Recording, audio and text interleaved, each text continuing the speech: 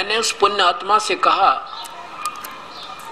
कि आप देखिए ये सामने जो जाली है ये आज से 6 महीने पहले मैं लाया था और गलती से या तो मेरी लिखने में फर्क रहा या उस दुकानदार के उसको काटने में अंतर रह गया और ये छोटी थी कम से कम 8 इंच और दोनों वो बच्चे बुला लिए, उनकी मम्मी बुला ली और वो बटबठा लिए मैंने। तो उन्होंने भी गवाही दी जी ऐसी ऐसी बात है, पहले ये छोटी थी 8-8 इंच दोनों की दोनों, अरे देखो ये पूरी लगी हुई है और ये जाली बढ़ गई। मैं बोला बड़ी नहीं बल्कि 6 इंच और ज्यादा आपके सामने 6-7 इंच और एक्स्ट्रा है उस पूरी होकर के। तो वो कहने लगा देखो ये बातों को हम नहीं माने, आप तो वो बच्चों वाली बात करते हो। कहने लगे अब बढ़ा के दिखाओ मेरे सामने जब मानू मैं। बता भाई कोई बात तो मैं तो ये तो नहीं कह रहा कि मैंने बढ़ा दी, मैं तो ईश्वर के गुण गा रहा हूँ कि भगवान ने परमात्मा ने यह कृपा बख्श दी और मेरा वो दृढ़ निश्चय कर दिया जिसमें मैं डगमग हो रहा था। अगर जब तक डगमग रहता तो कोई कैसे कहता, ऐसे मानता चला जाता। फिर मैं चुप हो गया, मैं अभी इतने बुजुर्ग आदमी है इसके साथ बहस करना भी अच्छा सा नहीं लगता। मैं चुप हो गया, बैठा रहा। वो जान गया कि ये तेरी बात तूने इसकी काट दी ना बात को, शायद ये महसूस कर गए, इसलिए उसने बात का विषय बदलते हुए कहने लगे मैं बताता हूँ आपको महर्षि दयानंद जी के बारे में आपको एक कथा सुनाता हूँ। योगी पुरुष ऐसे होते हैं, आप पढ़े लिखे शिक्षित होकर के आपने तो कुछ सोचना चाहिए। मैं बैठ सुनता रहा, उसकी माँ भी कह देगा तो बोलेगा इसकी सारी बात मुझे तो अच्छी लगे नहीं, क्योंकि जब ये सामने बात को अस्वीकार कर अपने तुक्के लगाओगा तो मेरी बात समझ में आवे। फिर भी मैंने उसकी उस बुजुर्गी को देख करके सुनता रहा भी कह ले जो कहना तेरे। आज के बाद बात भी नहीं करूं मैं, तेरे तो अपने मन में न्यू आएगी मेरे। जब आप सामने बात को नहीं मान रहे हो तो आगे बता फिर के विषय चर्चा करें तेरे ते। लेकिन सद्भावना पूर्वक में बैठा रहा। वो कहने लगा मैं महर्षि दयानंद जी के बारे में बताऊं कैसे होते योगी पुरुष। वो क्या करते थे, अपने आसन योग पद्म आसन लगा के और योग अभ्यास से पान की गति को ऐसा सेट करके और अपने शरीर को ऊपर कमरे का छत लगा देते थे, ऐसे उठा ले जाते थे, छत लगा सिर लगा कर छत के वापस आ जाते थे और फिर ऊपर चढ़ जाते थे। एक दिन एक नौकर ना उनका खाना बनाता था, वो जाकर देखा खाने के लिए बुलाने प्रार्थना करने गए तो देखा उसने झांकी में का खिड़की में का और उसने ऐसे महर्षि जी अभ्यास कर रहे, छत का सिर लगा रहे फिर वापस आ रहे, छत का सिर लगा रहे फिर वापस आ रहे। उसने और 2-4 को बुला, देखो क्या दिखाऊं। को कहता 10 व्यक्तियों ने देखा उनकी करामात को, ऐसे होते हैं योगी लोग। फिर मुझे सूत बैठ गया, मैं बोला झूठ कति झूठ, मैं नहीं मानता आपकी बात को, आप ही करके दिखाओ मुझे। फिर हंसन लग गया, बोला आप तो सियाने बहुत हो गए। मैं बोला सियाना नहीं, अब हमें ये ज्ञान हो गया क्योंकि मेरे साथ आप घट गई। और को मैं बावड़ी बूझ नहीं, मैंने सोचा अनपढ़ हूँ, इंजीनियर हूँ मैं और मैं आपसे ज्यादा काग था कि ऐसा नहीं हो सकता वैसा नहीं हो सकता। 20 प्रमाण पक्के होकर जब ये स्वीकार किया कि वास्तव में परमात्मा ने मुझे ये मेरा हृदय चेंज करने खातिर मेरे को दृढ़ विश्वास कर दिया। अब चाहे ब्रह्मा भी आकर न्यू कहना न्यो तो ना मानू मैं, आप तो कहो चाहे मत कहो। उठकर चला गया ने बोला अब सत्संगी है नहीं बात के नहीं जाना करे। मैं बातों की बात नहीं, हम तो कुछ भी नहीं जानते थे, अज्ञानी पापी आत्मा थे। हनुमान पुजारी था मैं तो, रामकृष्ण की पूजा करते थे। लेकिन अब ज्ञान हुआ, सामने प्रमाण हुआ, इसको भी ना मानो तो भाई ना मानो। सामने गाय खड़ी है और कहते हम तो नहीं माने, गाय आकार में होती है, वह दूध भी देती है और गाय के गुणगान लग रहे, सुबह के दूध देती है, बहुत अच्छी होती है, उसका मक्खन बनता है, दही निकलती है। और गाय कैसी हो तो गाय तो है नहीं, वो तो निराकार, हम नहीं मानते। ना मानो आपकी हम कैसे मान लेंगे फिर। तो ऐसे ये बात बिगड़ी हुई है, अब ये सेट हो जाएगी और अब भी नहीं सेट होगी तो फिर यह भक्ति इस युग से उठ जाती है। अगर अब भी नहीं ये टाइम मिलता हमें भक्ति सेट करने का, दया परमेश्वर की है। और ये दास तो अपनी कोई आज भी अहम नहीं करता, मैं कोई अपने अभिमान नहीं करता कि मैं बहुत बड़ा काम कर दिया, ये सब शास्त्रों का आपके सामने यथार्थता पेश कर दी, नहीं, ये भी परमेश्वर की रजा है। और ये तो पहले विद्यमान थी सारी वस्तुएं, ये तो हमारे पहले मिल जाते थे, दास का नम्र ना था पे लगे रहते, सत भक्ति कर जाते। तो ये ईश्वर की कृपा हुई है, परमेश्वर की, पूर्ण ब्रह्म की, कबीर परमेश्वर की। अब वो समय आएगा, थोड़े से दिनों में आपको दिखा दूंगा कि सारा संसार एक हो जाएगा, द्वेषता समाप्त हो जाएगी। और जिस पैसे के लूटने के लिए जिन दुखों के निवारण के लिए पैसे, तो पहले तो हम धन एकत्रित करने के लिए दुनिया के दोषी बनते हैं, किसी की मिलावट करते हैं, किसी का कुछ करते हैं, किधर रिश्वत लेते हैं, कि डाके मारें, चोरी करें, और फिर उधर से निकल जाता है। कोई बच्चा बीमार हो जाता है, हॉस्पिटल में पड़े रहते हैं, मेरे पैसे ज्यादा लग जाते हैं, मानसिक परेशानियां होती हैं। अब जब इस परमेश्वर की शरण में आ जाओगे, ये पाप कर्मों को काट देगा। कबीर साहिब उस सच्चे पूर्ण परमात्मा के सही नुमाइंदे के, आम कबीर पंथी बने और तो उनसे नहीं बात बनेगी, वो तो सब अपने वही दुकान खोल बैठ गए। वो अब पूर्ण परमात्मा का सही नुमाइंदा जो सत्य ज्ञान दाता उस परम पिता की रजा से होता है, उससे उपदेश और वो सही मंत्र, 3 मंत्र का जाप होगा। उस नाम के उपासना करने वाले को सारे तो दुख दूर हो जाएंगे। जो हॉस्पिटलों में लाखों रुपए लगने थे वो खत्म हो जाएंगे और हानि होनी बंद हो जाएगी। फिर थोड़ी कमाई से बरकत हो जाएगी और फिर आपकी दूनी श्रद्धा परमात्मा बढ़ती चली जाएगी। जब रोजाना कर्मों के दंड कट करने सामने प्रमाण देगा परमेश्वर कि यहाँ तेरे पास ऊपर आज ऐसी कर्म का दंड की भयंकर मार थी कि हल्की करके परमेश्वर ने टाल दी। अगर परमात्मा ऐसे दुख निवारण नहीं करे तो फिर भगवान ने कौन याद करे। नास्तिक हो जाएंगे ये लोग कि ये बता दिया भगवान। अब क्या बताते हैं महापुरुष कि परमात्मा ऐसा नहीं कर सकता, नरसिंह जी की हुंडी नहीं ले सकता, नरसिंह जी का भात नहीं भर सकता, नरसिंह जी की गाड़ी पर आकर नहीं बैठ सकता, उसका जो है ना ड्राइवर नहीं बन सकता। कमाल की बात है। फिर और भगवान क्या कर सकता है? द्रौपदी की साड़ी नहीं बढ़ा सकता तो फिर परमात्मा क्या कर सकता? अगर परमात्मा एक 10 फुट कूद जंप नहीं कर सकता तो फिर उस परमात्मा ने कौन पूजा के चावा? फिर उसकी तो आस्था हट जाएगी हृदय से, नास्तिक हो जाएंगे प्राणी। अब तक हम जो सोच रहे थे कि श्री कृष्ण ने साड़ी बढ़ा दी, हम सोच रहे थे कि श्री कृष्ण ने नरसिंह जी की हुंडी ले ली, हम सोच रहे थे कि श्री कृष्ण जी ने नरसिंह जी का भात भर दिया। अब ये बात अब आपके हृदय से हटेगी कि वो कौन है, वो परमात्मा, ये सारे काम करने वाला। और इसके 2 कारण होते हैं। इसके 2 कारण होते हैं। एक तो जिन प्राणियों का पिछला संस्कार ही ऐसा होता है, जैसे द्रौपदी को पहले ही श्राप लगा था जब ये सृष्टि रची थी, इसको दुर्गा को श्राप दिया था ज्योत निरंजन ने कि तू द्वापर युग में द्रौपदी होगी और तेरे 5 पति होंगे। फिर उसका संस्कार ऐसा था, साड़ी हरण होगा, ऐसा होगा, ये पहले उसका निर्धारित था। तो उस परमात्मा ने रजा बख्शी उस द्रौपदी के ऊपर। कौन से ने? उस कबीर परमेश्वर ने, पूर्ण ब्रह्म ने। एक बार द्रौपदी जब शादी नहीं हुई थी, कंवारी थी वो लड़की, अपने पिता द्रौपद के घर पे स्नान करने के लिए गंगा में जाया करती थी। गंगा के किनारे उनके पिता ने एक बहुत सुंदर घाट बना रखा था महिलाओं के स्नान करने के लिए। उसमें निर्देश दिया हुआ था कि यहाँ आसपास 1 किलोमीटर तक कोई भी पुरुष इस क्षेत्र में नहीं जाएगा तो उसको सजा दी जाएगी। उसमें क्या किया उस परमेश्वर ने? रहम किया उस अपनी प्यारी आत्मा, क्योंकि हम सभी उस कबीर परमेश्वर के बच्चे हैं। उस कबीर परमेश्वर ने क्या रजा बख्शी? एक अंधे का रूप बना के वो परमात्मा, और वहां उस घाट से ज्यादा 100 फुट की 150 फुट की दूरी पे, और घाट से पानी जिधर जा रहा था डाउन स्ट्रीम में, और वहां स्नान कर रही हैं। केवल एक लंगोट शरीर के ऊपर है, बाहर कोई कपड़ा नहीं है, और स्नान कर रहे हैं। इतने में सुबह सुबह द्रौपदी स्नान करने के लिए हजारों सहेलियों को साथ लेकर आ जाती है। इन बच्चों को बंद करो भाई।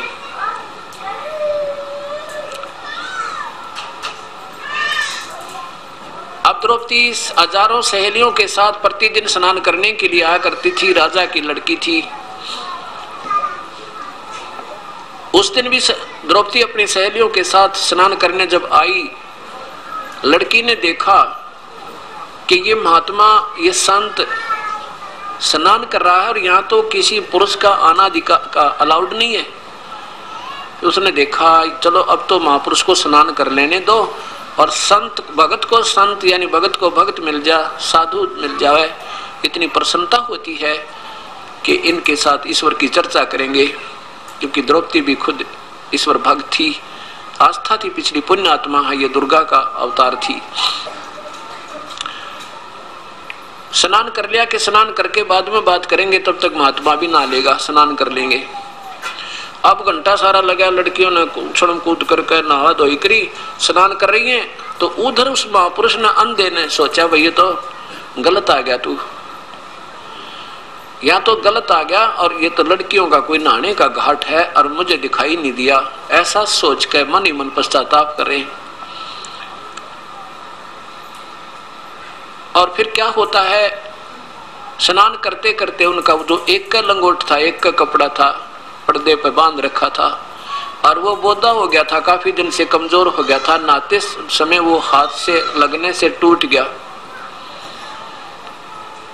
और वो निवस्त्र हो गए और शर्म के मारे ऐसे छाती पानी में, सीने तक पानी में चले गई और परमात्मा से याचना करते हैं वो अंधे महात्मा कि हे परमेश्वर, आज मेरी इज्जत रखो मेरे मालिक, आज मुझे पता नहीं था, मैं अंधा था, इस करके इधर आ गया हूं। अब यहां समझो कि परमात्मा कबीर परमेश्वर 100 रजा बख्श देता है, ना जाने के कारण कर दे, स्वयं भी आ जावे और अपने किसी हंस को प्रेरणा करके और वहां पहुंचा देता कि इस प्यारी आत्मा का पहले ही ऐसा कोई कर्म करवा दूं जिससे इसके आने वाले संकट टल जावें। तो वो महात्मा सोच रहा है कि तू तो गलत आ गया, ऐसे जैसे आम, क्योंकि परमात्मा जब आते हैं वो आम जीव जैसी लीला करते हैं, कोई ये भेद नहीं कर सकता ये भगवान है। तो क्या होता है, इतने में द्रौपदी ने स्नान भी कर लिया, 1 घंटा हो गया, फिर निकलते ही बाहर कपड़े कुपड़े बदल कर लड़की ने देखा महात्मा चले गए, या क्या बात है, बात करेंगे, भगवान की चर्चा करेंगे। वो देख रही है कि वो तो अंदर ही खड़े हैं और गहरे पानी में चले गए, ऐसे जैसे कोई चीज ढूंढ रहे हैं, ऐसे नहा नहीं रहे, ऐसे हाथ मार रहे हैं। वो सोच रहे थे कोई कपड़ा बह कर आ जाए, टूटा फूटा पुराना, उसने बांध के पर्दे पर बाहर चला जाऊं, नहीं तो बात बिगड़ गई, आसपास लड़कियों का काम है, ये तो भगवान बहुत गलत बात हुई। अब लड़की ने देखा द्रौपदी ने कि ये नहा नहीं रहे, तो कुछ ढूंढ रहे, फिर अपने देखा जानते हैं, द्रौपदी ने देखा कि तो नीवस्त्र है इनके पास, पटड़ी पर भी कोई कपड़ा नहीं है। दया आई द्रौपदी ने, बेचारा वृद्ध महात्मा अंधा है, ये तो अंधा नजर आ रहा है और ये सारा दिन पानी में खड़ा रहेगा क्योंकि शर्म के मारे बाहर नहीं आएगा और रात्रि में निकलेगा और इसके पास कोई कपड़ा नहीं, परमात्मा ये तो बहुत दुखी है। लड़की ने आव देखा ना ताव देखा, अपनी वह सुंदर साड़ी, एक राजा की लड़की कितनी सुंदर साड़ी बांधती है, एक आम गरीब व्यक्ति भी अपने बच्चों को अच्छे कपड़े पहनाता, उसमें से अपनी साड़ी जो बिल्कुल बहुत कीमती थी, उसमें से एक बिलात का कपड़ा यानी एक लंगोट टाइप 1 फुट का पाड़ के और उस पानी में बहा दिया कि महात्मा का हाथ लग जाएगा, लेकिन उनको दिखाई नहीं दे रहा था, वो 7 से निकल गए, ऐसे 7 8, अब दो देख लो, 1.5 फुट है, 1 फुट पाड़ा तो ऐसे ऐसे मान ले 7 8 7 फुट पाड़ के और टुकड़े कर करके साड़ी डाल दी, तकरीबन साड़ी खत्म हो जाती है 8 9 फुट के बाद में लगभग। अब फिर भी उनके हाथ नहीं लगी। आखिर में क्या सोचा लड़की ने कि ये तो बात बिगड़ गई और मेरे पिता समान है और क्या शर्म अपने माता पिता से। पहले तो शर्म की मारी निकट नहीं जा रही थी, फिर एक लंबी लकड़ी लेकर, लंबी लट्ठी, और उसके एक और गठ पाड़ के यानी 1 फुट का और साड़ी पाड़ के उसका लपेटा देकर और उस महात्मा के आगे कर दिया, जैसे वो हाथ कर रहा था ऐसे ऐसे उसके आगे कर दिया, उसने हाथ लगते पकड़ दिया। ये परमात्मा बड़ी दया करी आपने, यह कपड़ा बेच दिया। फिर उस अंधे ने देखा भाई ये कपड़ा आम फटा पुराना नहीं है, तो कोई विशेष जान पूछ कर किसी बहन भाई ने छोड़ा है। फिर उसने देखा, जानते अंधे के हाथ का आंखों का काम करे, उसने देखा हो ये तो किसी बहन बेटी की साड़ी है और उसने सूझबूझते मुझे डाली है, मेरे पर मेहर की है। आशीर्वाद देता है कि बेटी भगवान तुझे गणा दे, तेरी इज्जत रखा जैसे आज तूने मेरी इज्जत रखी, और कपड़ा बांध के अपना निकल गया। द्रौपदी भी चली गई। अब उस परमेश्वर ने, पूर्ण ब्रह्म ने अपनी प्यारी आत्मा को आने वाले कष्ट से निवारण करने के लिए पहले कर्म बनवा दिया। अब क्या होता है, जब द्रौपदी को नंगा करने लगा दुशासन, दुर्योधन की आज्ञाएं, पहले तो वो सोच रही थी कि मेरे 5 पांडव पति बैठे हैं जब उनकी शादी अर्जुन से हो चुकी थी, उसके बाद युधिष्ठिर ने उनको जुए में हरा दिया था। मेरे 500 पति वहां बैठे हैं, क्या मेरी बेइज्जती थोड़ा होने देंगे? जब वहां जाकर देखा द्रौपदी ने, कौन कौन बैठे थे? भीष्म पितामह, द्रोणाचार्य, कर्ण जैसे योद्धा तीनों बैठे, और साथ में सैकड़ों 101 कौरव बैठे, 500 पांडव नीची गर्दन किए बैठे, क्योंकि वो युद्ध में उसमें जुए में हार चुके थे द्रौपदी को और सारे राज्य को। अब द्रौपदी ने जब वो दुशासन उसका पकड़ के पल्ला और उसको नंगी करने लगा कि तू उस दिन भाई को क्या कह रही थी कि अंधों के अंधे होते हैं, तेरे शीश महल में टक्कर लगी थी इनकी, आज बता हम तो अंधे हैं, हमें कुछ नहीं दिखता, अब तुझे नी वस्त्र करेंगे, तुझे शर्म क्या अंधों के सामने? इस तरह टोंट कस के, इस तरह व्यंग करते हुए, और दुशासन ने जब द्रौपदी का वो पकड़ कर चीर उतारना प्रारंभ किया, तब द्रौपदी ने पहले तो भीष्म पितामह, द्रोणाचार्य और कर्ण से प्रार्थना की, लेकिन उन्हें कुछ नहीं कहा, कुछ नहीं बोला। नहीं तो इसे योद्धा अगर एक में खड़े होकर कह दे खबरदार ने कब मैं लड़की का हाथ लगाया था, तो हिम्मत नहीं कौरवों की। द्रोणाचार्य भी अगर कह दे या कर्ण भी कह दे, एक बार खड़ा हो गया, भीष्म पितामह कह दे, इन कौरवों की हिम्मत नहीं थी हाथ लगा दे, वो इतने योद्धा थे, उनको मालूम था। लेकिन उस दुर्योधन का मलिन अन्न खाकर उनकी आत्मा दुष्ट हो गई थी। लड़की को नंगा कर रहे हैं, सामने बैठे इतने बुजुर्ग आदमी या तो उठ कर चले जाते, ना मानते थे, ये भी तो उनकी धार्मिकता थी, अगर वो इंसान होते थे। और वहीं बैठे हैं, फिर बोल नहीं रहे। तब युद्ध विदुर खड़ा हुआ। विदुर ने क्या कहा कि नकम्यों क्या कर रहे हो तुम, कुछ तो सोच लो, दुनिया में तुम्हारी बेइज्जती होगी। कहेंगे अपनी इज्जत अपने हाथों उतार दी। कौरव और पांडव को दो नहीं भाई, तुम एक चाचे ताऊ की संतान हो, तुम्हारी इज्जत और इनकी इज्जत में कोई अंतर नहीं है। क्या बताया कि विदुर कहे ये बंधु थारा, एक कुल एक परिवारा। अब दुशासन ने उसके मुंह पर थप्पड़ मारा, अपने चाचा के। दुशासन ने कहा कि तू तो इन पांडवों का चमचा है, इनने की तरफ बोलता हमेशा। विदुर के मुख पर लगा थपेड़ा, तू तो है पांडवों का चेहरा। दुशासन ने कहां तक गलत बात कह दी कि तू तो है बांदी का जाया, तू तो बांदी से उत्पन्न हुआ था ना, इस करके तू तो हीन है। और उस समय जब ये कहा तू तो है बांदी का जाया, तो भीष्म, द्रोण और कर्ण मुस्काया। है वो हंसने लगे। तीनों वो महापुरुष बैठे थे। नकम्मी आत्मा, उन्हें धमकाना चाहिए था। नकम्मी अपने चाचा पातों ने कैसे उठा लिया, खबरदार ऐसी गलती क्या करते हैं। लेकिन उसके स्थान पर हंसने लगे जब उसने कहा ना तू बांदी से उत्पन्न हुआ है, बांदी का जाया हुआ है। तो तीनों कौन, भीष्म, द्रोण और कर्ण मुस्काया। अब वो विदुर तो छोड़कर सभा को चला गया कि ऐसी नकमी सभा में रहना भी पाप लगता है। अब क्या कहते हैं परमात्मा ने कि इसी कारण से ये दोष के भागी हो गए। कौन, भीष्म पितामह, द्रोणाचार्य और कर्ण उसका युद्ध में दुर्गति होकर मरे। ऐसे मौजिज आदमी और सभा में सत्य वचन नहीं कहते, न्याय के समय जो पंचायत में, तो उन जैसी दुष्ट आत्मा नहीं होती, वो घोर पाप के भागी होते। हाँ, अगर कोई नहीं मानता तो सभा छोड़कर चली जानी चाहिए, वह बैठना भी पाप होता है। अब क्या होता है कि अब द्रौपदी ने देखे तो सब बंधे पड़े हैं अपने अपने। कोई तो वचनों में मर्यादा में बंध गया, कोई किसी के इसके धन न खाकर बंध गया, आंख बंद होगी इनकी।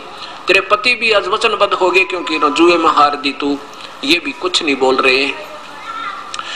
अब जब इंसान अपने अपने जो संसारिक सहारों से जब पूरा हो लेता है कि तेरे ये नहीं कुछ कर सकते, इनसे वापस हट जाता तो परमात्मा को चाहता है। और परमात्मा भी तभी मदद करता है कि तू पहले अपने इन सहयोग देख ले तेरा कौन है। और जब इस संसारिक सहारों को, संसारिक आश्रय को त्याग के ईश्वर आश्रय जब लेता है प्राणी, फिर वो अपनी छत्र छाया करता है। लेकिन उस समय कैसे करता है? जब तक हम उस परमेश्वर से सीधे नहीं जुड़ेंगे तब तक वही परमात्मा आके केवल उसके किए हुए पिछले संस्कारवश और स्वयं ही वो जिसका उपासक है उसी का रूप बना के और उस ताकि इसकी आस्था बनी रहे भक्ति में। नहीं तो काल तो चाहता है कि इनकी आस्था हट जा और ये नास्तिक हो जा, कभी भक्ति करे को नहीं और इन्हें पता ही ना लगे कौन भगवान है, कौन कैसा है। उसकी तो नीयत ऐसी है। और ये परमात्मा भक्ति हमारी आस्था हमारे हृदय में बनाए रखने के लिए, ताकि कभी ना कभी आस्तिक रह गए तो कभी ना कभी मैं या अपना कोई दास भेज के इनको फिर शरणों में लेकर बेड़ा पार कर दूंगा। उससे पहले द्रौपदी का कर्म बनवाया जिसके बदले में उसकी वह साड़ी बढ़ा सके। अब क्या होता है कि द्रौपदी की साड़ी वो दुशासन खेचने लग गया, और द्रौपदी का गुरु श्री कृष्ण जी, क्योंकि पांडवों के धार्मिक गुरु थे श्री कृष्ण जी, और जब दुख होता है तो हम गुरुदेव को याद करते हैं, चाहे को किसी का उपासक है,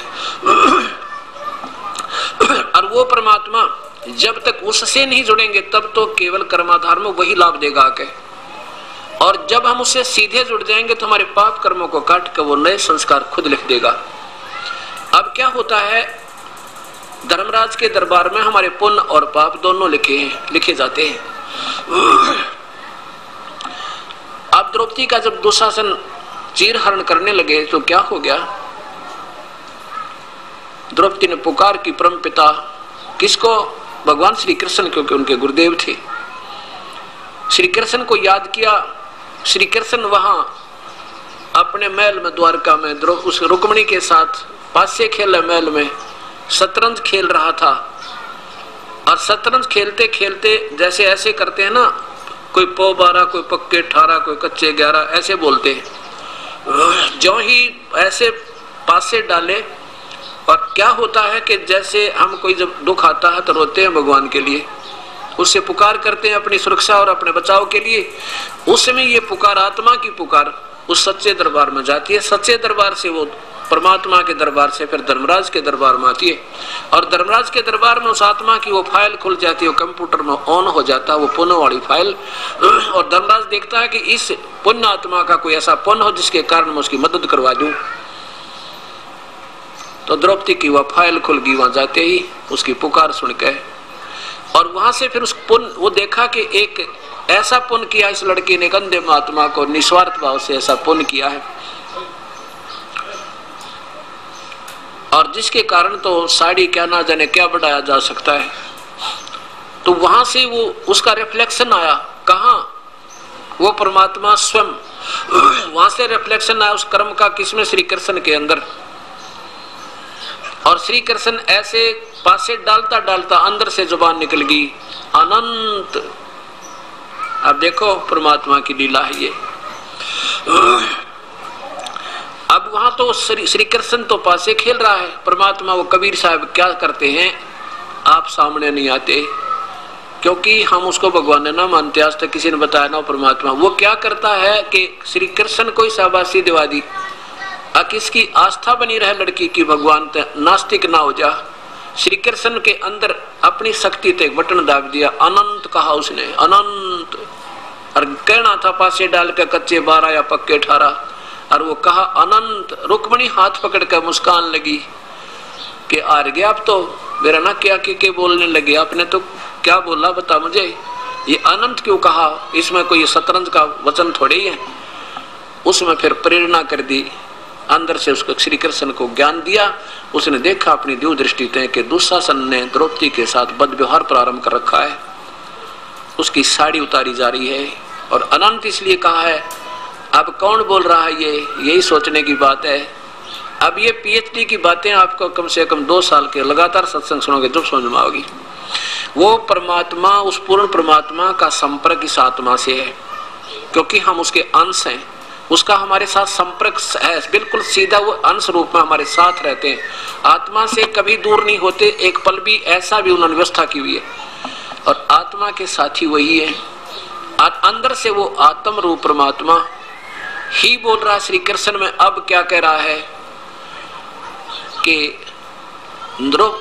गरीबदास जी बताते हैं कि क्या बोले, परमात्मा के अंदर वो, श्री कृष्ण के अंदर वो शक्ति, यानी जो आत्म रूप में परमेश्वर, आत्मा का आधार एक परमात्मा, वही ईश्वर कबीर परमेश्वर।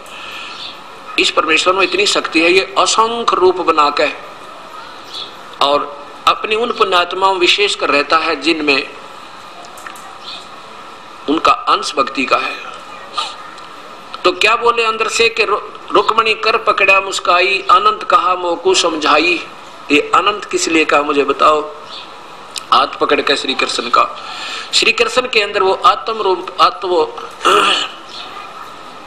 परमात्मा जो है ना, पूर्ण ब्रह्म, एक जैसे है ना गंध में वायु में गंध रहती है, ऐसे उस परमात्मा की निराकार शक्ति उस आत्मा के साथ रहती है और उसमें अंदर से फिर वो परमेश्वर अपनी वो वाणी बोलता है कि रुक्मिणी कर पकड़ा मुस्काई, अंत कहा मोकू समझाई।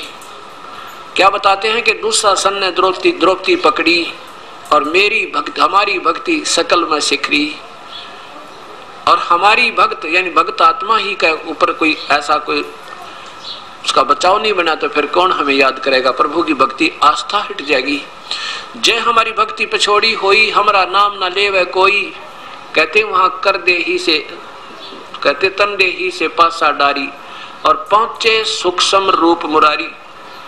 अब कौन है वो मुरारी?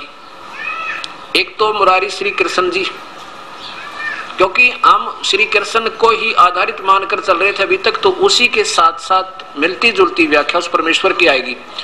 ये पीएचडी की बातें हैं, बहुत दिन में जाकर आपका ये निर्णय होगा, बहुत दिन में दिमाग कैच करेगा, लेकिन धीरे धीरे सुनोगे तभी कैच होगा।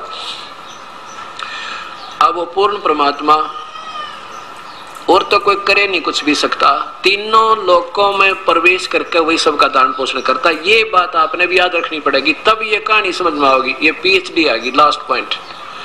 अब वो पूर्ण परमात्मा जो सारे पाप विनाशक, पापों का मुरारी, पापों को काटने वाला, सबका मतलब कर्म संस्कारों को बदलने वाला, अहंकार काम क्रोध मोह लोभ रूपी राक्षसों को भी मारने वाला, वो वास्तविक वो है मुरारी।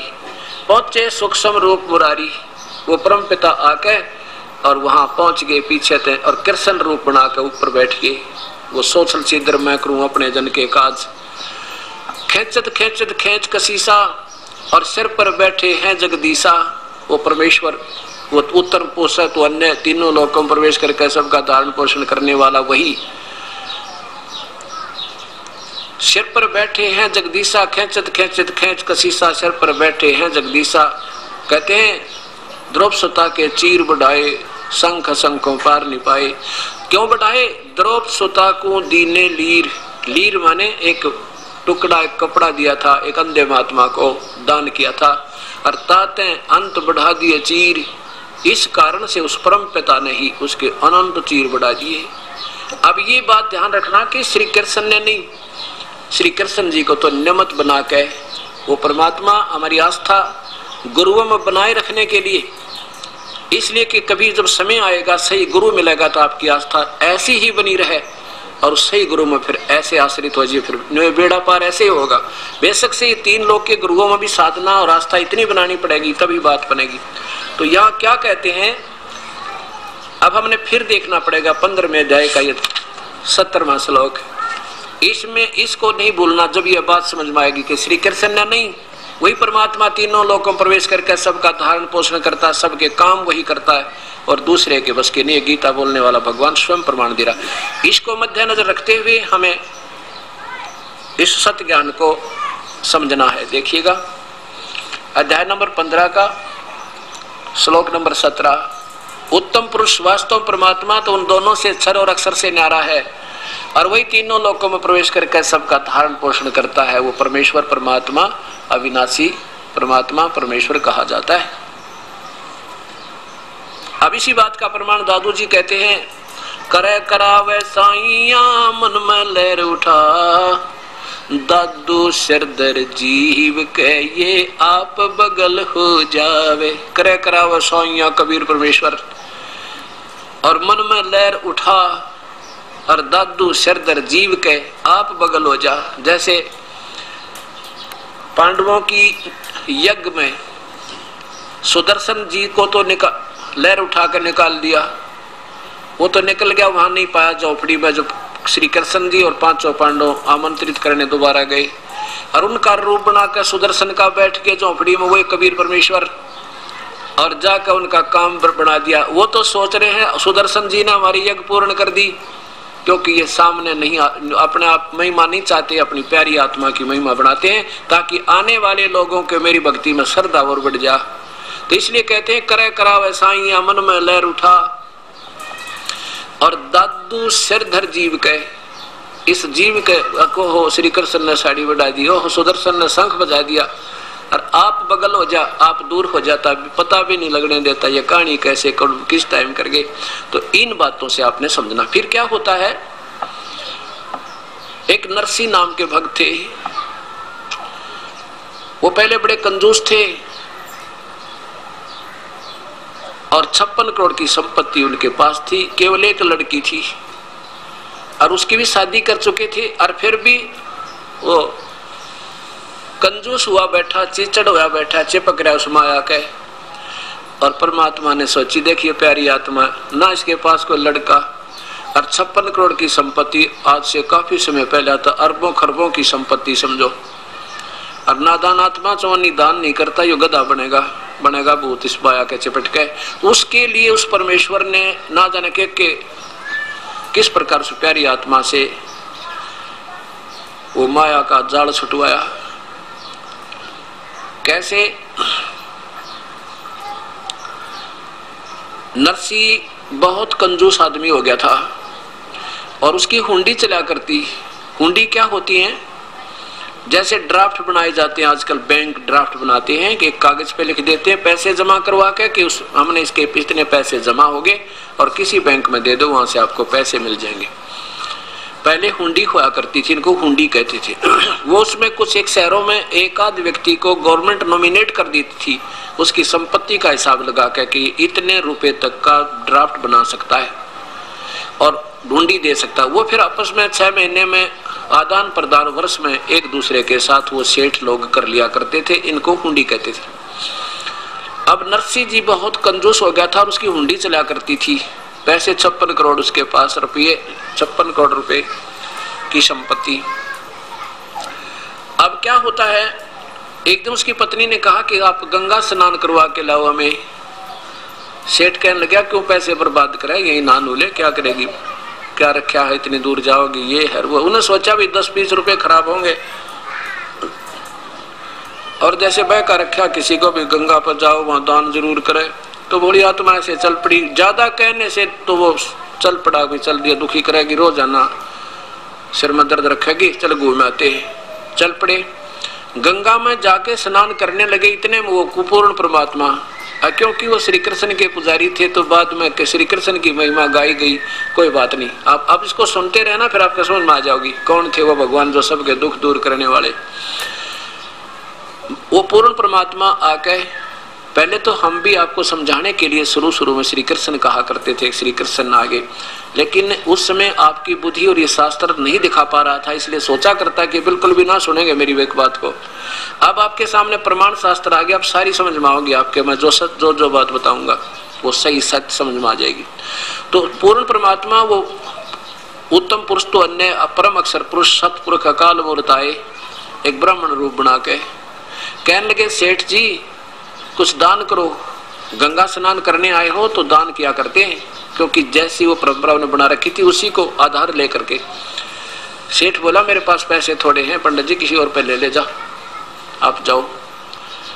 परमात्मा कहने लगे, भाई देखो वैसे नहाने का क्या फायदा, कुछ दान किया करो, ये पानी तो वही ना नहा लेते आप। उसकी पत्नी कहने लगी, कर दे दो 1-2 रुपया दान ब्राह्मणता ही।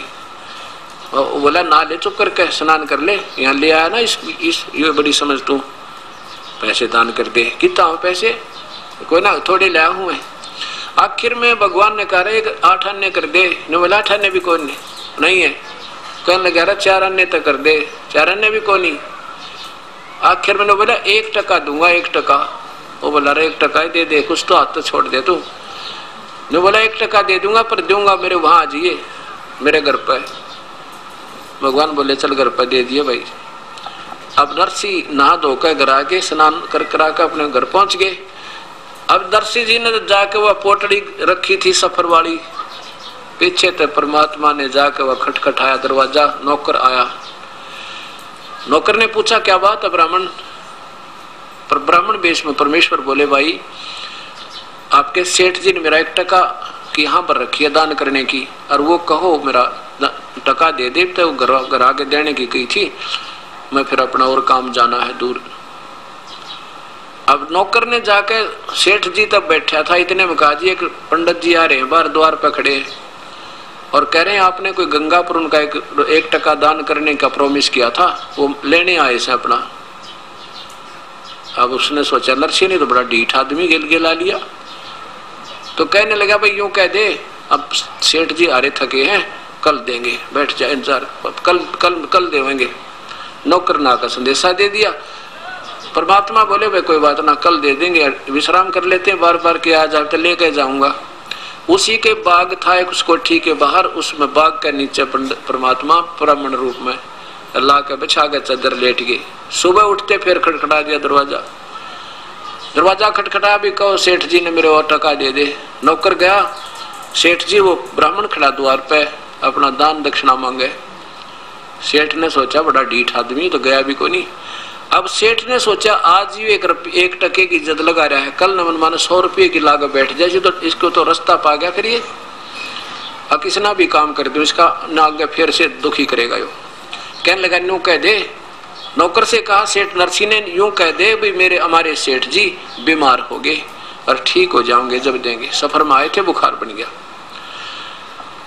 नौकर ना आकर कह दिया सेठ जी, ब्राह्मण जी हमारे सेठ जी ना सफर से आए थे, उनका बुखार हो गया और कहते हैं ठीक हो जाएंगे ना फिर आपका टका दे देंगे। अब वो कहने लगे भगवान भाई कोई बात ना, इंतजार कर लेते हैं, 1-2 दिन में बुखार उतर जाएगा, अब बार बार तो आ नहीं जाता, पैसा लेकर जाऊंगा। वही अपना दिन में घूम फिरावे, शाम ने ऑर्डर आगे फिर लेट जाए। अब 1 दिन देखा, 2 दिन देखे, 3 दिन हो गए। जब सेठ जी ने पूछा कि वो गया कि यहीं पर है, वो कहने लगे जी वो तो यहीं बिस्तर लगाए बैठे हैं सामने अपने के बाग में, और कह रहे थे कि भी लेके जाऊंगा, बार बार तो आया नहीं जाता।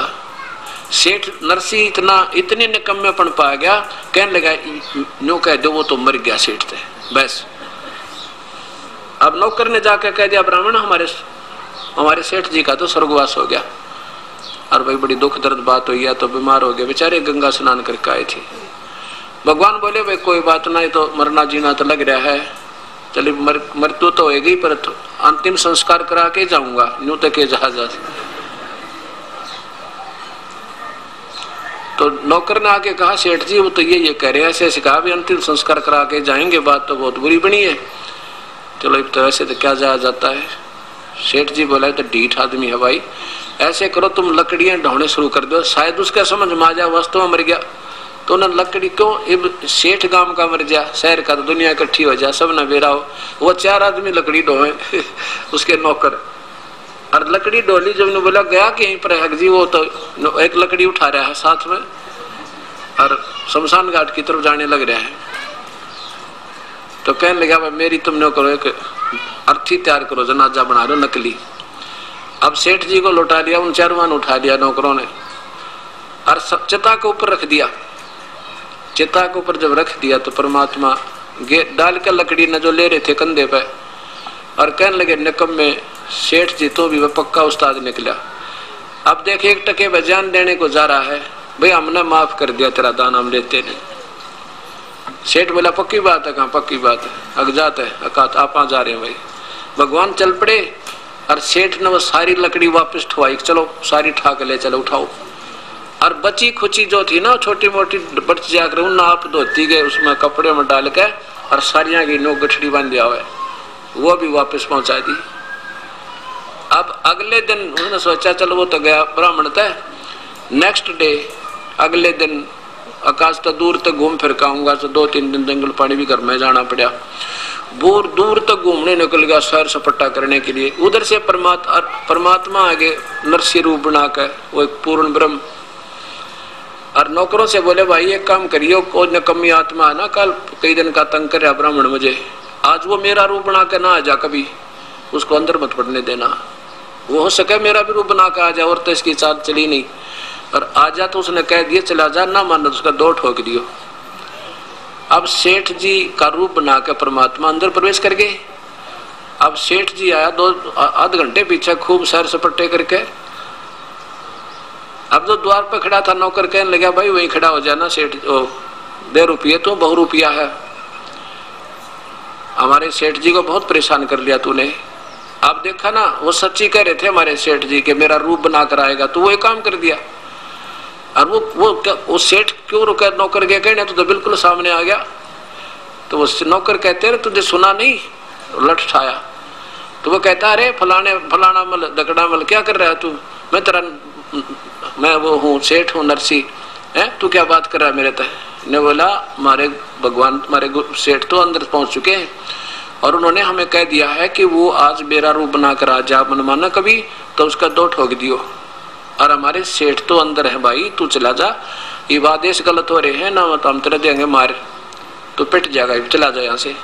तो वो कहता है कैसे बात कर रहे हैं मेरी, तुम नकम्यो, मैं तुम्हारा सेठ हूँ, फलाना हूँ, और तुमने नौकरी तो निकाल दूंगा। नू लग गया करण, उसका ठाकर लट्ठर वो लगा ना मारने, भाग लिया सेठ से। तो भाई सचमुच कोई बात गड़बड़ में है, जब इतनी समर्थ इतनी सख्ती से पेश आ रहे हैं तो जरूर उस ₹2 ने पहले आकर काबू कर लिया, ₹2 ने, और ये तो मेरी सारी संपत्ति हड़प करेगा। अब सेठ कहाँ पहुंचा? थाने में पहुंचा, थाने में तो फिर रिपोर्ट की, वो पहुंचा कहाँ? कोर्ट में। कोर्ट ने उसी दिन एकदम एक्शन ले लिया, वो उसकी बही जब्त कर ली, बही निकाल लाए वे, कहीं बहियों में कोई फेर बदल ना कर दे, कोई पढ़ा ना ले, डुप्लीकेट नकली नरसी है। अगले दिन पेशी लगी, दोनों खड़े कर दिए कोर्ट में, भगवान भी और नरसी भी, और दोनों की शक्ल मिले। अब पहले कोर्ट ने उस असली की गवाही मांगी कि वे तू इस बही में बता दे क्या क्या लिखा है। उसने बता दिया कि मैंने एक लड़की का ब्याह किया था, उसमें इतने बातियां आए थे, इतने फलाने आए थे, इतना दान किया था, वो सारा रिकॉर्ड करा करते पहले ब्याह का। और एक मकान बना था, उसमें इतने कड़ी आई थी, इतना सतीर आए थे, इतने जंगले झांकी थी, वो लिख रहा था। वो 2-4 बात बता के चुप हो गया जी, और तो मुझे ज्ञान नहीं। बोला भाई ठीक सा था। फिर नकली भगवान, नकली नरसी बुला जो भगवान था, वो कहने लगा भाई बता इसमें कोई बही में ऐसा लेख बता जिसे प्रमाणित कर सके तू असली है। तो भगवान बोला खोल, इसने कीते थे, कौन सा पृष्ठ खोल ले। उसने पृष्ठ खोल लिया, लागे परमात्मा पढ़ने, उल्टी सुल्टी सारी सुना दी। अब वो नकली था असली सिद्ध करना पड़ा कोर्ट ने, और असली को नकली सिद्ध करके कह दिया भाग जा तू यहाँ से, निकम में सेठ तंग कर दिया तने। अब सेठ नरसी बैठ गया जंगल में जाके, और न्यू कहे भगवान ये मेरा कौन से जन्म का दुश्मन था, इसने सारी ये संपत्ति हड़प कर ली मेरी, बताइए के बनी मेरी गेलियां। उधर से वो परमात्मा फिर आ जाते हैं, वो नरसी नकली बन के वही ब्राह्मण रूप बना के वहां खड़े हो गया, आके कहने लगे नरसी अब बता बेटा यह संपत्ति तेरी है या मेरी? नरसी बोला कि बेईमान थी तो मेरी, पर मेरी पार नहीं बसाती। भगवान बोला कि या तेरी पहले भी ना थी, नादान तेरा भूल लग रही थी, यह पहले भी मेरी ही थी और आज भी मेरी ही है। तू तो सूखा बन जा रहा था, तेरे पे खर्चे भी ना गए, 2 पैसे दान भी ना दिए गए, गधा बनेगा निकम्मे। तो सरप की जो नीम जागा इस माया ने जोड़े जोड़ के, और एक शर्त पर तुझे दे सकता हूं, अगर यदि तो इसने सारी न बांट दे, धर्म भंडारे में लगा दे, तो नहीं दुनिया का खून चूस चूस के ये ब्याज बट्टा ले लेके अरे वो जहर इकट्ठा कर लिया, तेरे कीड़े पड़ के मरेगा, तो देख ऐसी दुर्गति हो जाएगी तेरी, और कुत्ता बनेगा, तेरे खाज लगेगी दुनिया का, यूं तो नरक डाल कर दिया इकट्ठा। तेरे पास रहना नहीं निकम्मे, ना तेरे संतान लड़की थी उसकी शादी कर दी, बता तू करेगा क्या इसका? तब उसका सारी बात समझ में आ गई, परमात्मा जैसे आप कहोगे गुरुजी ऐसे कर लूंगा। अब परमात्मा उसके गुरु बने और उसको नाम दिया उस परम पिता ने, और कहा बेटा भंडारा कर दे इसका, नहीं तो संपत्ति तेरा जान की दुश्मन हो जाएगी, तेरा मरिया जाएगा ना जिया जाएगा। उसी दिन से भंडारे ला दिए और सब कति पाई पाई खर्च करके झोपड़ी गाल के बैठ गया बाहर जंगल में ईश्वर आसरा लेके। अब आया लड़की का ब्याह, द्योती का ब्याह हो गया, लड़की की शादी, लड़का कोई था नहीं इसका। अब उस समय बात कौन जावा गरीब आदमी के साथ, 16 अंधे आ करते आसपास के, वो समझा करते नरसिंह मत ना रही है, भगवान ने जब इतना खेल कराया ना तेरे साथ तो दूर नहीं तेरे तय। कहने का भाव ये है कि कैसे किसी की गाड़ी मांगी, किसी के बैल मांग के उसको लचर पचर करती वह गाड़ी चल पड़ी, और बाती उसमें कौन, वो 16 अंधे और साथ में नरसी। अब वह गाड़ी ना चले, वहाँ उसकी कील निकल जाए कि तब वो बैल बैठ जाए, कोई खड़ा हो जाए, ना चलाना आवे, ड्राइविंग भी ना करनी आवे। इतने में परमात्मा ने एक बार याद किया था उस नरसी ने, ए परम पिता हम तो नीच आत्मा थे, और ए मालिक आज यह आपत्ति आ गई, मुझे तो बैलगाड़ी भी ना चलानी आती, और ये पहुंचे भी ना मन माने वहां तक, और पहुंच जाएंगे तो हमारे पास चोन नहीं देने को नहीं, पर पहुंचेंगे जरूर आपके कृपा से, पहुंचना जरूर चाहते हैं। लड़की प्रसन्न तो हो जाएगी, उसको पता है मेरे पिता के पास कुछ नहीं, पर देख कर राजी हो लेगी, पिता को प्रसन्न होगी। और हे भगवान, ये तो बड़ी आपत्ति आई। इतना याद ही किया था, इतने में वो परमेश्वर एक बढ़ई का रूप बना के, कारीगर का रूप बना के, और एक थैले में डाल के वो आरी उरी बसोले और पहुंच गया। हाथ देकर कहने लगा, रोकिए भाई गाड़ी वाले, रोकिए। अब नरसी गाड़ी हाँक रहा था। नरसी बोला, भैया तो रुकिए, रुकाई है, चलते नहीं है बैल, कभी खड़े हो जाते हैं, कभी बैठ जाते हैं, और गाड़ी भी टेढ़ी मेढ़ी चला इसकी, बैल गाड़ी या कच्ची लकड़ी की। तो कहने लगा, भाई मैं आपके साथ चलना चाहता हूँ, कुछ दूर तक मेरा रास्ते में गांव पड़ा है, मुझे बैठा लो गाड़ी में। भगवान बोले, नरसी बोला, भाई गाड़ी में तो बैठा लेंगे, पर यह चल तो रही नहीं, ये तो बिल्कुल कंडम हुई पड़ी है। भगवान बोले, भाई मैं मिस्त्री हूँ और मैं इसको ठीक कर लेता हूँ, ला मैं ठीक कर दूंगा इसको। अब भाई कर लेता है। अब मार के 2-4 थोड़े पर थोड़े इधर उधर हैं, अपनी शक्ति तो कति सही कर दी, बैठ गया। कहने लगा, भगत जी आप बैठ कर भजन कर लो, मैं गाड़ी चला दूंगा। वो परमेश्वर पूर्ण ब्रह्म एक मिस्त्री रूप बना के फिर उसका बनकर ड्राइवर गाड़ी का, और जा छोड़ी वहां पे 7 किलोमीटर दूर, 7 मील 7 कोस दूर स्थान से, और रात में पहुंचा दी। थोड़े से 2-4 घंटे में जा छोड़ी। कहने लगा, भाई ले भगत जी मेरा तो आ गया स्थान, आप अपनी गाड़ी संभालो, और यहाँ से 7 कोस रहेगा तुम्हारा स्थान, जहाँ तुमने जाना है, बस 7 कोस, और आराम से पहुंच जाओगे, कोई दिक्कत नहीं। अब पहले तो जो भगवान चला रहे थे गाड़ी, ऐसे चल रही थी जैसे हवाई जहाज हो, और खूब भक्ति में मन लग रहा। सब वो सूरदास तो अंधे थे 16, और नरसिंह जी भी भक्ति में लीन हो गया, क्योंकि परमात्मा बैठे पास में पूर्ण ब्रह्म। अब जब भगवान उतर के चले गए तो वह गाड़ी फिर झटकम पटकम लचरम पचरम, फिर ऐसे बैल कभी खड़ा हो जाए, कभी चल रहा है, कभी झटके पटके लगे। तो अंधे वो कहने लगे, अंधे जो बैठे थे कहने लगे, नरसिंह रख गाड़ी कहाँ ले गया तू, रास्ते से नीचे उतार दी क्या, ये बहुत ज्यादा इसमें झटके लग रहे हैं। नरसिंह की आंख खुली, क्यों? नरसिंह बैठा था, कहने लगा, ना गाड़ी तो ठीक चल रही है रास्ते पर। अगवाई कितनी दूर आ गया पा कि वो जो ड्राइवर था ना वो चला गया, वो कह रहा था भी 7 मील 7 कोस रह गई यहाँ तो तुम्हारा वो स्थान। वन देखने लगे, पागल 7 कोस रहा करे, अभी तो आज सारी रात लगेगी, कल का सारा दिन लगेगा, कल शाम तक सुबह तक पहुंचेंगे अगले रात ने, तो क्या 7 किलोमीटर रह गया। और पूछ किसी तरह, इतने में एक व्यक्ति आ गया, वो उससे पूछा, भाई ये हमारा जो हमने जाना है वो जूनागढ़ कितनी दूर है? वो तो कहने लगे, भाई यहाँ से 7 कोस रहता, वो बिल्कुल थोड़ा सा ही है।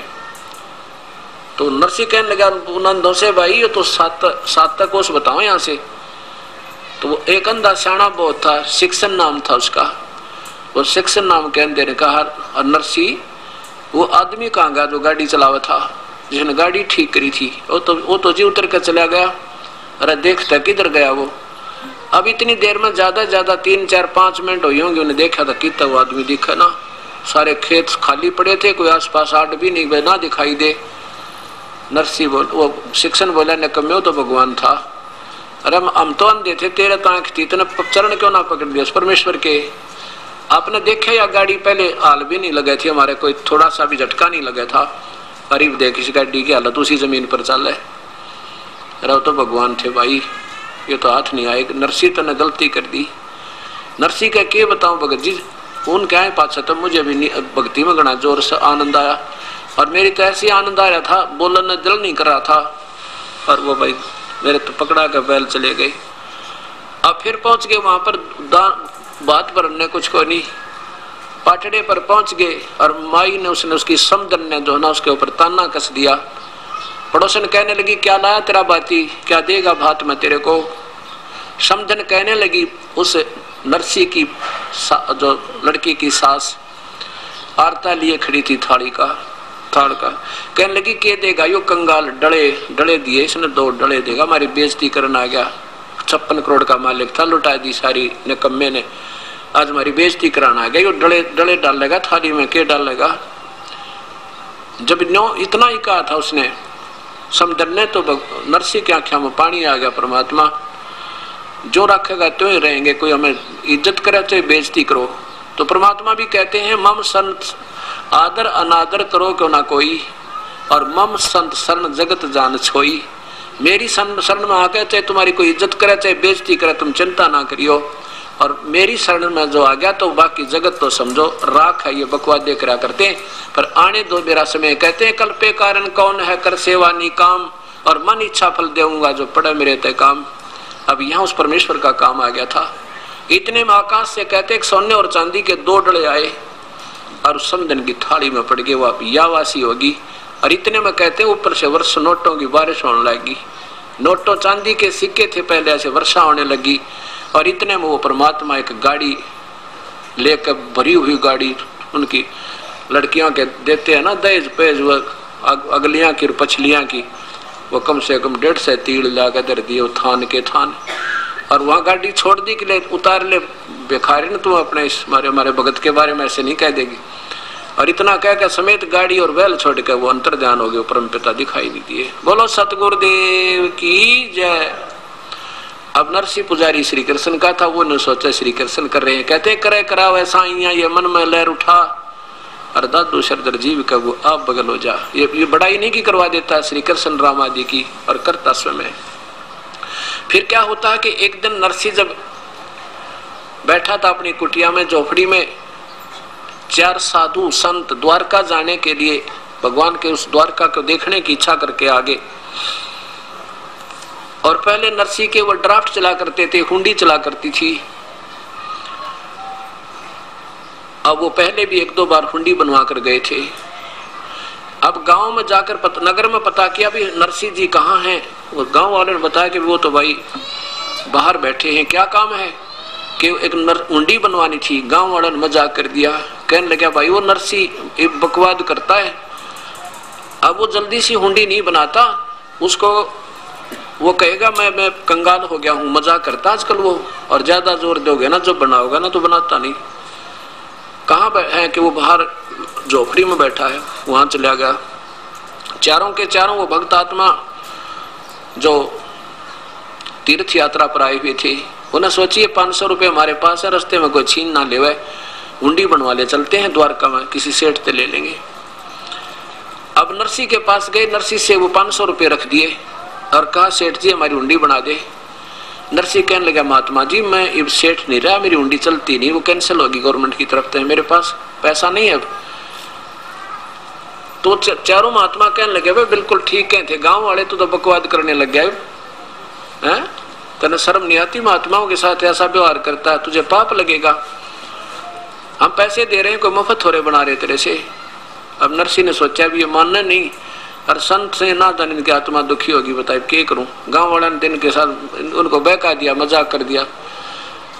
उसी समय साक्षी रख के अपने परमेश्वर को, क्योंकि वो श्री कृष्ण के पुजारी थे, सांवल साहा, सांवला सेठ, सांवल यानी सांवरिया, भगवान श्री कृष्ण के नाम सांवल सा लिख के कि भगवान श्री कृष्ण के नाम में अपने एक हुंडी लिखता हूँ, ये दास की हुंडी स्वीकार हो, इनको भुगतान किया जावे, आपकी अमानत मेरे पास है।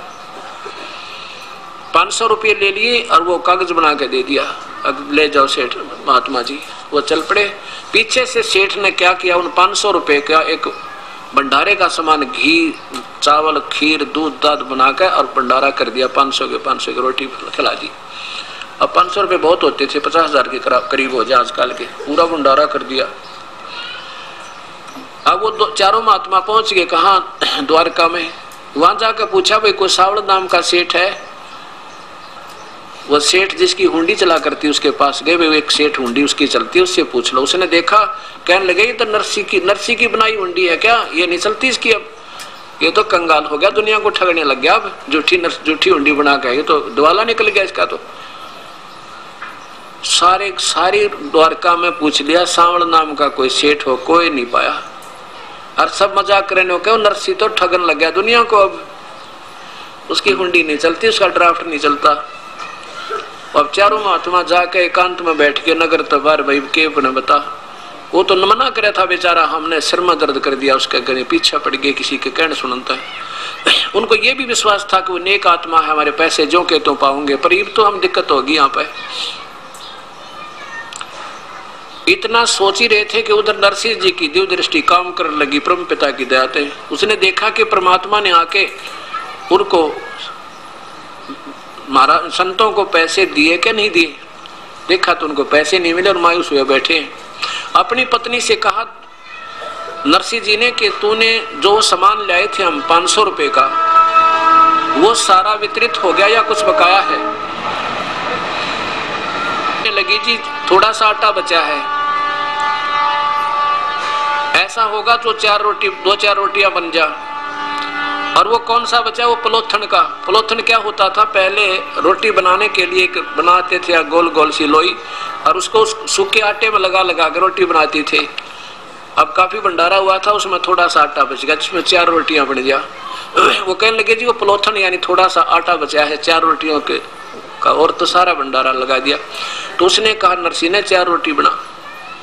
यह तो आट लाग रही थी अभी तक, इसलिए भगवान प्रकट नहीं हो पा रहे थे। 4 रोटियां का आटे की रोटी बनाकर वही परमात्मा वहां एक रास्ते चलते का रूप बनाकर आके कहा भगवाई राह चलता हूं, मुझे भूख लगी है।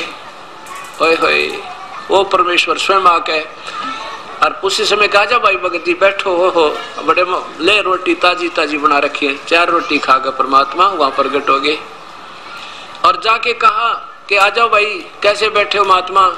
आके बैठे हैं भाई सेठ जी, हम तक इतना जोगे नहीं रहे। ऐसे ऐसे नरसिंह की हुंडियां चलती नहीं, हमारी उनने हुंडी बना दी, पर उसका दोष नहीं बेचारे का, हमने ज्यादती कर दी उसका। और या कोई सेठ नहीं सावल नाम का। तो परमात्मा कहने लगे भाई किसने कहा तुम्हारे को वो सेठ नहीं सावल, मैं सेठ हूँ सावल, आ जात मेरी दुकान पर, चल तुम्हें दूंगा वो 500 रुपये रहे या हुंडी। बिल्कुल सही चला इसकी तो भाई, कौन मना करा था। लेकर वो कागज और उस बाजार में चौपट, उस बाजार में द्वारका के में जड़ा चारों तरफ बनिया की दुकान थी, कहने लगे बिछाओ चादर यहाँ पे। उस चौराहे पर चादर बिछवा के ऐसे पटके, 1 चांदी के खुड़के दूर थे, 2 3 4 सुना का उन सब ने, और सबका ध्यान अट्रैक्ट हुआ है ये क्या होने लग रहा है। 500 रुपए नए कते जैसे आज बनकर आए हो, 500 नोट चांदी के पटक दिए और कह दिया भाई मैं सावण सेठ हूँ, और कह देना उस नरसिंह को उसका दास हाजिर खड़ा पाओगा, चाहे लाख हुंडी दे दे। बोलो सतगुरुदेव। तो ऐसे परमात्मा, वो पूर्ण परमात्मा आकर ये सब काम करता। ठीक है, चाहे हम श्री कृष्ण पर सेरा बांधे, चाहे श्री राम पर बांधे, ये गीता और वेद प्रमाण देते हैं वो परम पिता पूर्ण ब्रह्म है, जो सबके काम सारने वाला और सारे दुखों का निवारण करने वाला। बोलो सतगुरुदेव की जय। नरसिंह जी की हुंडी झाली सावल सा कहाया, द्योती का जब ब्याह हुआ वहां भात भरण को आया। वो कबीर परमेश्वर पूर्ण परमात्मा नरसिंह जी की हुंडी को उन्होंने पूरा किया, दिया झाली यानी उसका ड्राफ्ट कैश किया, और द्योती का जब ब्याह हुआ था तो भात भरने वो परमेश्वर ही गया। तो परमात्मा पूर्ण ब्रह्म की प्यारी आत्मा गरीबदास जी उनके साक्षात दर्शन होने के बाद कहते हैं कि नरसिंह जी की हुंडी झाली सांवल सा कहाया, और द्योती का जब ब्याह हुआ था वहां भात भरने को आया। ये गीता जी प्रमाण करती है। फिर देखिए ये गीता जी का अध्याय नंबर 15 का और श्लोक नंबर 17 कि वो पूर्ण परमात्मा जो वास्तव परमेश्वर कोई और है, वही तीनों लोकों में प्रवेश करके है, सभी वही कुछ करता है और कुछ कोई नहीं कर सकता। वही आत्मा का आधार है। अब देखिएगा अध्याय नंबर 15 का, वो अंतर्यामी परमात्मा एक अंश परमेश्वर का हमारे साथ रहता है, वही परमेश्वर की शक्ति। नीचे देखिए 17वां का श्लोक नंबर 15 का, क्षमा करना